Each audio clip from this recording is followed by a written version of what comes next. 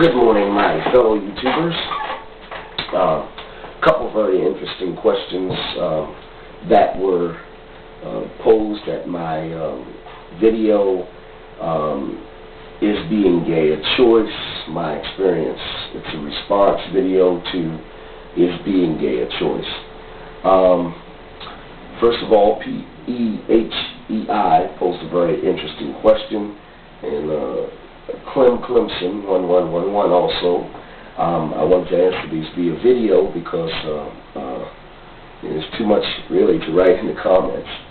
So let me start with the first one. It says, there are gays who prefer not to be gay, but they cannot choose. You say people have made their choice preference. Yes, I prefer gays, but it's not my choice. It is innate. I am gay. I should know you are not, but you are entitled to your opinion. I don't agree. Understandable.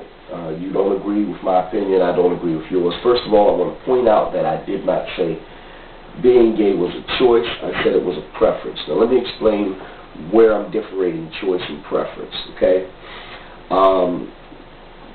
Choice is selection by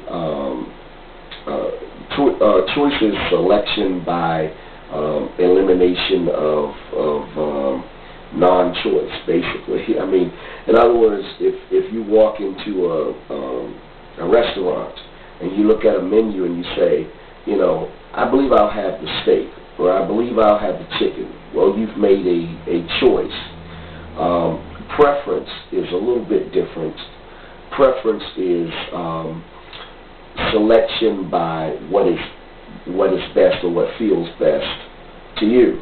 Now, for example, the reason I differentiate choice and preference when it comes to being gay, when it comes to our sexual orientation, is because I believe that you like what you like, you know. And those of us that prefer heterosexual relationships, those of us that prefer homosexual relationships, it doesn't matter what kind of relationships we like what we like. Now, let me give you an example of why that makes a big difference. The big difference here is if you met your best friend's girlfriend, and it was the first time you'd met her or him, you know, because of the topic of conversation, and all of a sudden you realized you were in love. It was love at first sight. Now, there are some that believe in love at first sight and some that don't. I personally believe it's a chemical thing, but whatever the case. Let's say you laid eyes on him, her, and it was love at first sight, and now you're in love with somebody. You didn't choose to be in love with that person. It was a bad person to be in love with. It's your best friend, your brother, your sister, your aunts, your uncles, your cousins, girlfriend, boyfriend. You get the point. Now, you know, was that a choice? No, you didn't choose who you love, but that's who you love, so that's who you prefer. You know, so therein lies a very subtle difference between choice and preference. I think we like what we like, you know, and to force a person to be, you know, to say, you know, you can't like that is what it's about when a person says, you know, being gay is wrong. You know, it's like saying to you, I don't allow you to like that. And I think that's really where a lot of people, where the battle begins with a lot of people. Okay, so now, you know, some people will agree with this, some people will disagree with it, but I believe, honestly, everybody will understand what I'm saying, you know, because it's just the way it is. Okay, so move on. I'm sure that I'll get a ton of comments about that. So the next one was Clemson 1111, who said, biblically, is hermaphroditism wrong? Did God make hermaphrodites or hermaphrodites? If he did, what was the purpose to have a human with a vagina and a penis? Do hermaphrodites prefer one or the other?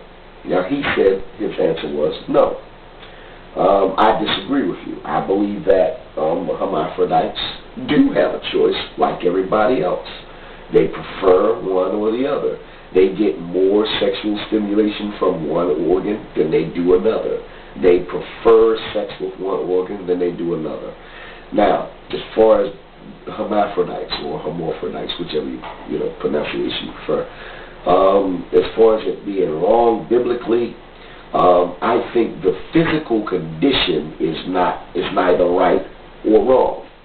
And I wrote this comment on the video, and so you'll see it and probably flip, but I'll go on with it anyway because I'm already in this hot tub, so I may as well break open the champagne.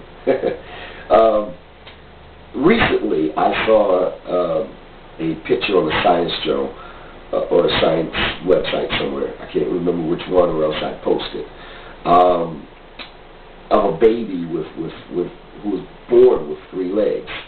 Of course, this is neither right nor wrong. It is simply an aberration of nature. I believe that scientifically there's an explanation. The explanation may be that this baby was merged with a twin. There were 2 babies there, and then the one absorbed the other, and I believe that they've used that explanation before, or somehow or another the one did not completely form or formed inside the body of another. And I believe that hermaphrodism is a similar condition. Whether or not the condition itself is similar, I believe that it is simply an aberration of nature. They had 5-legged cows, and 3-legged sheep. I just believe I don't believe it's either right or wrong biblically. I believe it's an aberration of nature. Now, as to why God allowed it, you'd have to ask him that. I got to tell you, I never said I had all the answers. I simply said I'd give you the answers that I have. So, as far as why God allowed something like that, gee whiz, you'd really have to ask him, I guess that's like saying, why do people do some of the things they do? You'd have to ask them. Now, I say hermaphrodites do have a preference, but you'd have to be one to know. Now, wouldn't you? So, get back to me on that.